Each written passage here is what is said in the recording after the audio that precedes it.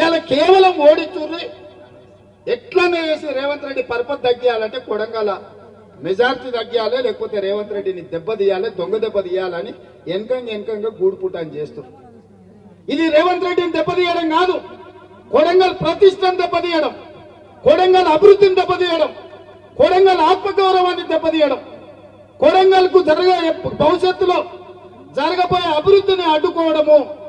ఒకవేళ ఏదైనా తప్పిదం జరిగితే కృష్ణా వికారాబాద్ రైల్వే లైన్ రాకుండా పోతే, కొడంగల్లో వచ్చే సిమెంట్ ఫ్యాక్టరీ రాకుండా పోతే, నారాయణపేట కొడంగల్ ఎత్తిపోతల పథకం ఆగిపోతే, పాలమూరు రంగారెడ్డి ఎత్తిపోతల పథకానికి జాతీయ ప్రాజెక్టు రాకుండా పోతే ఇవన్నీ నష్టాలు జరుగుతాయి మిత్రులారా.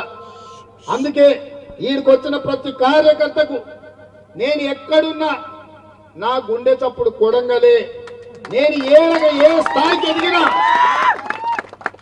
చాలా మంది ఓడిపోయిన తర్వాత రేవంత్ రెడ్డి మళ్ళీ రాడు, పట్నం వంక చూసుకుంటాడు, ఎల్బీ నగర్ పోటీ చేస్తాడని మా మిత్రులు, మా మీడియా మిత్రులు, సార్ ఎల్బీ నగర్ పోతాడు, సార్ షాద్ నగర్ పోతారన్న పోయినానే మళ్ళీ మీ దగ్గరికే వచ్చినాయి కదా, అవునా కదా, మళ్ళీ వెనక్కి వచ్చినా మీ దగ్గరికే వచ్చినా మీరే మళ్ళీ భుజాల మీద మోసిండు, మీరే గెలిపించారు. అందుకే నేను మాట ఇస్తున్నా, ఈ కొడంగల్ మొత్తం దేశంలోనే ఆదర్శవంతమైన నియోజకవర్గంగా అభివృద్ధి చేసి ఇక్కడ ఫ్యాక్టరీలు తెచ్చి ఇక్కడ నిరుద్యోగులకు ఉద్యోగాలు ఇచ్చి అభివృద్ధి అంటే కొడంగల్ లాగా ఉండాలి. కార్యకర్తలు అంటే కొడంగల్ కార్యకర్తలను చూసి దేశమంతా నేర్చుకోవాలనే విధంగా ఇవాళ ప్రయత్నం చేస్తున్నాం. నేను మిమ్మల్ని అందరినీ, వీళ్ళందరూ రూమ్ లో ఉమ్మరిస్తుంది, చెమట పెడుతుందని అనుకుంటున్నారు.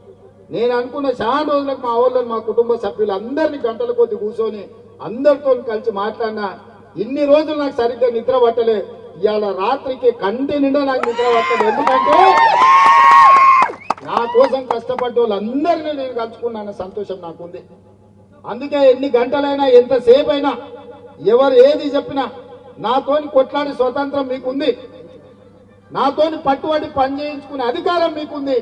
ఎందుకంటే మీరందరూ వస్తేనే నేను నాయకుడైనా, మీ కష్టంతోనే నేను ఈరోజు ఈ స్థాయిలో ఉన్నా. ఇవాళ రాష్ట్రానికే కొడంగల్ నాయకత్వం వహిస్తుంది మిత్రులారా. ఇవాళ ఏది ఉన్నా నేను ఇక్కడ కూర్చుంటే ఎవరు బీఫామ్ తీసుకోవాలన్నా కొడంగల్కు రావాల్సింది కదా. ఎందుకంటే నేను చెప్పిన 119 నియోజకవర్గాల వాళ్ళు కొడంగల్లో కొండరెడ్డిపల్లిలో కూర్చుంటే కూడా వచ్చి బీఫామ్లు తీసుకుపోతారు. ఇది మన ఆత్మగౌరవం. ఇవాళ కూడా చెప్తున్నా, 17 పార్లమెంటు ఎంపీలు మనం కొడంగల్ ఇంట్లో కూర్చుంటే ఇక్కడికి వచ్చి బీఫామ్ తీసుకొని పోవాలి. ఇంత గౌరవం మనకి ఇచ్చినట్టే కదా సోనియమ్మ. ఇవాళ మన గౌరవాన్ని తగ్గించడానికి కుట్రలు జరుగుతున్నాయి, మనల్ని దెబ్బతీయడానికి పన్నాగాలు పన్నుతున్నారు. వీటన్నిటిని దృష్టిలో పెట్టుకోండి. ఎవరేమి దేరు ఇన్నేళ్లు చూసిండ్రు, అర్ణమ్మ మంత్రి ఉన్నప్పుడు చూసిండ్రు, టీఆర్ఎస్ అధికారంలో ఉన్నప్పుడు చూసిండ్రు, నరేంద్ర మోడీని ప్రధానమంత్రిగా చూసిరు. 10 ఏళ్లలో 10 పైసలు కూడా మనకి ఇయ్యలేదు. మనం సచ్చినమా బతికినమా అని మనల్ని ఎవరు అడగలే. 100 రోజుల్లో సోనియమ్మ, ఇందిరమ్మ రాజ్యం వస్తే సోనియమ్మ నాయకత్వంలో కొడంగల్కు 5,000 కోట్ల రూపాయల అభివృద్ధికి వచ్చినాయి. ఇవాళ అన్ని కాలేజీలు వచ్చినాయి, అన్ని ఫ్యాక్టరీలు వస్తున్నాయి, అన్ని కొడంగల్కు శుభసూచకం.